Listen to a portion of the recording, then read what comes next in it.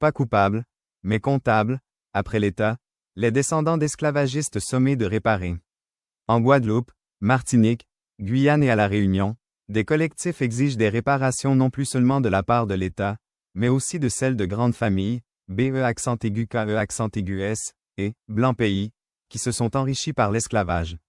En ciblant directement ces héritiers, accusés de profiter encore d'un système forgé au XIXe siècle, ils font basculer le débat mémoriel sur le terrain explosif des patrimoines privés, des inégalités structurelles et de la justice sociale en Outre-mer. Peut-on hériter d'un avantage issu d'un crime historique sans que cela interroge?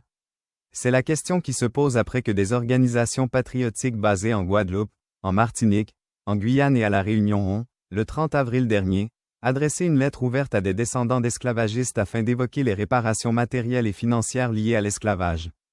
Pendant longtemps, les demandes de réparation liées à l'esclavage ont été adressées à l'État français. C'est lui qui, en premier lieu, était interpellé pour reconnaître sa responsabilité historique, à travers des lois mémorielles, des commémorations ou des politiques symboliques. En interpellant directement les principales familles de BE_KE_S,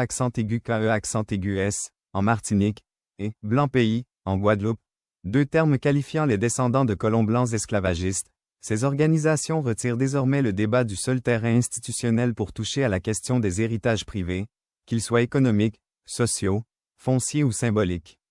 C'est une lettre de relance à une sommation déjà faite il y a un an, qui rappelle que jusqu'en 1849, un an après la seconde abolition de l'esclavage, l'État français a organisé l'esclavagisme de la Guadeloupe, de la Martinique, de la Guyane et de la Réunion, expliquait Luc Rennette, président du Comité international des peuples noirs, CIPN, dans un récent entretien accordé à Le Piche TV, média numérique d'information locale basé en Guadeloupe.